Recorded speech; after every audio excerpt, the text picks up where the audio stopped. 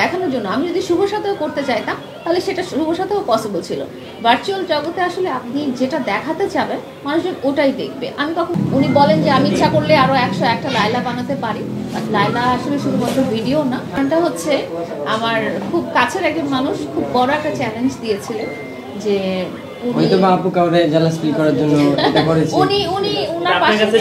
ওনার পাশে একটা মেয়েকে দাঁড়ায় গার্লফ্রেন্ড বললে তার একটা সে ভাইরাল হয়ে যাবে। তো ওই চ্যালেঞ্জটাই আমি একটা ছোট একটা এক্সাম্পল আমি রিয়ালিটিতে এনে দেখিয়েছি যে আমার পাশেও কেউ একজন দাঁড়ায় একটু ভিডিও করলে উনিও অনেক ভাইরাল হয়ে যেতে পারেন। হ্যাঁ, তো এটা আসলে গর্ব করে বলার মতো কিছু না।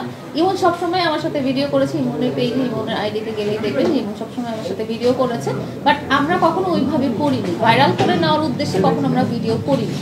তো যাই হোক, ওই ভদ্রলোক অনেক মেয়েদের সাথে ভিডিও করেন এবং আমার সাথে সবাই যেরকম থাকে সব মানে মামুনের বন্ধুরা, আবির বলেন, সেতু বলেন, ফাহিম বলেন, তারপরে অন্যরা যেরকম আমার কাছে ছোট ভাইয়ের মতো, ইমন কিন্তু একেবারেই ছোট থেকে ছোট্ট ভাই, পিচ্ছি ভাই, একটা গুতু একটা ভাই, একটা ছোট্ট একটা ভাই। হ্যাঁ, আমরা ভিডিওতে যেগুলো দেখিয়েছি যে চড়াই ধরে তারপরে রোমান্টিক গানের সাথে ভিডিও করেছি ইমনের সাথে, তো সেগুলো আসলে একেবারেই পিওর কন্টেন্ট ছিল।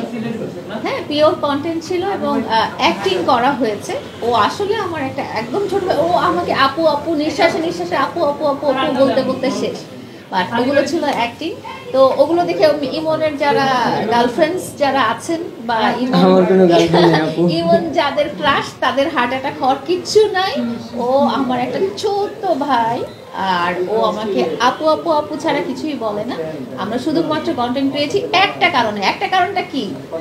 একটা কারণ ইমন কন্টেন্ট ক্রিয়েশন করে কত 2018 থেকে দেখছো আমি জানি। ও 2018 সাল থেকে কন্টেন্ট ক্রিয়েশন করে। যখন অপু ভাই, প্রিন্স মামুনরা টিকটক লাইকি করে বেড়াইতো তখন ইমনের ইউটিউবারই ফলোয়ারই ছিল প্রায় নিয়ার অ্যাবাউট 1 মিলিয়ন। বাট ও খুব ভাইরাল পারসন না, ও খুব সুন্দর সুন্দর কন্টেন্ট ক্রিয়েট করে। আর ওর ইনস্টাগ্রামেরও ফলোয়ার প্রায় 8 লাখের মতো, যেখানে বাংলাদেশিরা তখন ইনস্টাগ্রামই ইউজ করতো না। সো ওই একই টাইম থেকে সে কন্টেন্ট ক্রিয়েশন করেছে, বাট ওইভাবে ভাইরাল হয় নাই যদিও, বাট ওর অনেক ফ্যান ফলোয়ার আছে। ইমন কিন্তু ইমনের সাথে আমার পরিচয় হচ্ছে আবিরের মাধ্যমে। আবির আর 2022 সালে মামুনের সাথে আমাদের একটা প্রোগ্রাম দেখেছেন যে হোয়াইট ড্রেস পরা, ওই প্রোগ্রামটাতে ইমন আর আবির এসেছিল। তো আবিরের সাথে থেকেই আসলে ইমনের সাথে পরিচয়। তখন থেকেই ইমনকে কিন্তু আমরা চিনি এবং তখন থেকেই কিন্তু সেই 2022 সাল থেকেই কিন্তু ইমন আমার সাথে ভিডিও করেছে। ওই প্রোগ্রাম থেকে সে 2022 থেকে এখন 2025 এত বছর সে আমাদের সাথে ভিডিও করেছে, কিন্তু কখনো ওইভাবে হাইলাইটেড হয় না। সো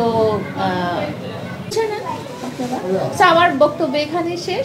আর আবারও আমি লাস্ট কথা বলে দিচ্ছি, ইমন কিন্তু আমার ছোট এতটুকু একটা ভাই, ও একটা ছোট্ট ভাই। ও আমাকে নিঃশ্বাসে নিঃশ্বাসে আপু আপু আপু আপু বলে। ও আমার সাথে যারা থাকে, যেসব ভাই বন্ধুরা থাকে তাদের মধ্যেই একজন। ওকে ওইভাবে আলাদা করে আসলে আমরা প্রেজেন্ট করেছি শুধুমাত্র একটা রিজনে। ওর সাথে আমি মনে হয় অনলি 2 দিন ভিডিও করেছি। এই 2 দিনে আবার আপু কিছুক্ষণ সময়, 2 দিনে আবার কিছুটা ফ্রেন্ড সার্কেল গেছে, তাদেরকে নিয়ে আমি গেছি ভিডিও করতে। ও আসছে, ওর সাথে আরো অন্যরা ছিল, শুভ ছিল আর ওরও ফ্রেন্ডরা ছিল। বাট ওখানে আমরা একটু ভিডিও করেছি, অল্প একটু ভিডিও করেছি।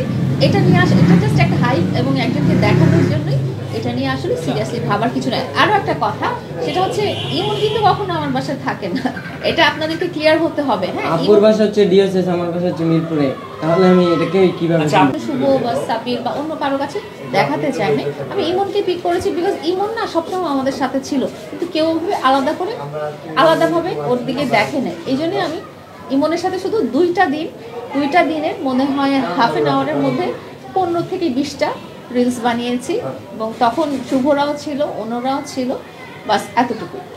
আরেকটা জিনিস সেটা হচ্ছে, যেটা ক্লিয়ার করতে চাই, সবাই বলছেন যে ইমন আমার সাথে থাকে নাকি। ইমন কখনোই আমার সাথে থাকে না এবং ইমন আমার বাসায় গেলে কি করে জানেন? আমার বাসায় ঢুকেও না। প্রথমে